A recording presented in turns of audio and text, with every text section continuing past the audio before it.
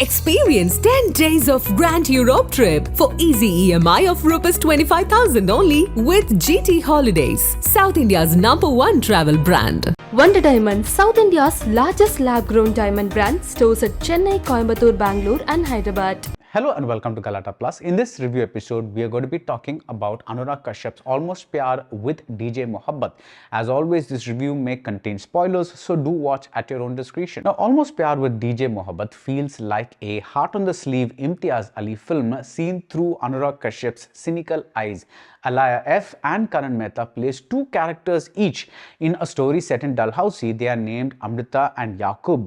In the story set in London, they are Aisha and Harmeet. Both narratives thus are connected by the fact that one of them is a Muslim and also by a podcaster / Srutadhar who calls himself DJ Mohabbat. The character is played by V.K. Kaushal. Now this DJ Mohabbat, he lives and records his show in London, and that show is so popular that it is heard even in a ramshackle gym in Dalhousie.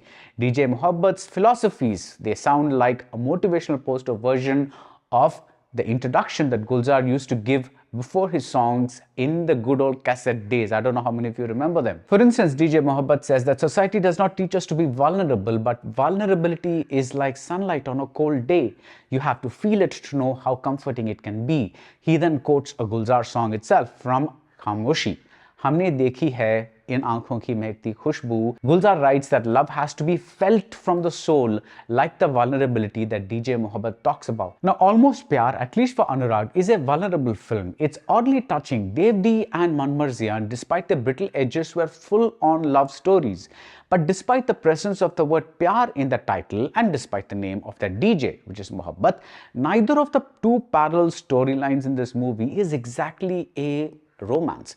Almost Pyaar is more about, say, how relationships are labeled by society. For instance, a boy and a girl could just be friends going to a concert, but because the boy is Muslim, the friendship could be seen, or rather the friendship could be misconstrued as an instance of love jihad. In Imtiaz Ali's films, people immolate themselves for love. In Anurag Kashyap's world, society will immolate you if it considers your love wrong.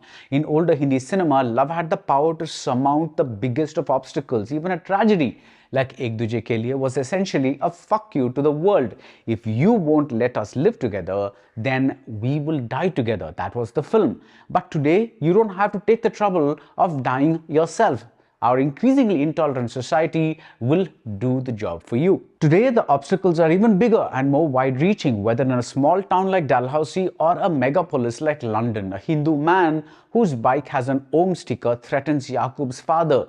Be happy that we are allowing you to stay here. That's what he says. A Pakistani billionaire, on the other hand, wants his daughter to stay away from the non-Muslim she is besotted with. Now, this instance is probably both about caste and class and so on and so forth. What's the solution? It's love.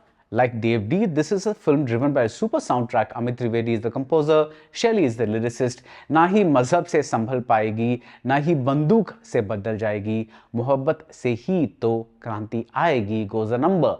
And these lines are the film's thesis statement, the film's anthem.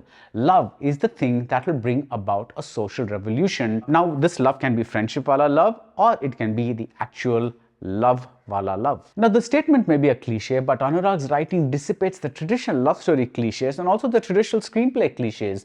There's gay love, there's cross-dressing, there's the Hindu girl who makes videos in a burqa, there's a privileged woman who feels she's entitled to a man's love just because she loves him. It's borderline stalking, and then there's patriarchy everywhere, and there's an end that's truly surreal at first glance, but then you see it's about how love unites people in the strangest ways. Anurag does not connect the dots for us, he just gives us a ton of loosely floating dots and asks us to make patterns from them. And we're asked to make these patterns based on what we know from the world today. For example, there's a grandmother who's more tolerant, more progressive than the others in a Hindu household. And then there's another old woman who warns Amrita about Yaqub. She says, वो मुसलमान है. The two crisscrossing storylines are filled with echoes too, as though what occurs in India is what is occurring outside India as well. It's easy to call Almost Pyaar with DJ Mohabbat a political love story, but if you really examine the structure, there's more politics than love. Only one character truly seems to be in love, whether deluded or not. And even that one-sided love isn't treated with compassion as it usually is in the movies. It's dismissed with these words, "Mohabbat aati hai, pai nahi jati." Put differently, you can't buy love. Alaya F sells both her characters with conviction and energy, but Karan Mehta feels off. It's hard to say whether he's sullen or whether he's wooden. Then again, you don't need them to have chemistry because, like I keep saying, this is not a romance, it is not warm. Its characters come and go, sometimes vanishing altogether. The only constant is love, as is exemplified from a hit number from a 1985 film, Mohabbat. It goes, "Mohabbat se chalti hai duniya. Love is the thing that makes the world go round." So that's it about Almost Pyaar with DJ Mohabbat. If you like this video, do subscribe to galattaplus and see you soon at the movies. Experience 10 days of Grand Europe trip for easy EMI of Rs 25,000 only with GT Holidays, South India's #1 travel brand. Wonder Diamond, South India's largest lab-grown diamond brand, stores at Chennai, Coimbatore, Bangalore and Hyderabad.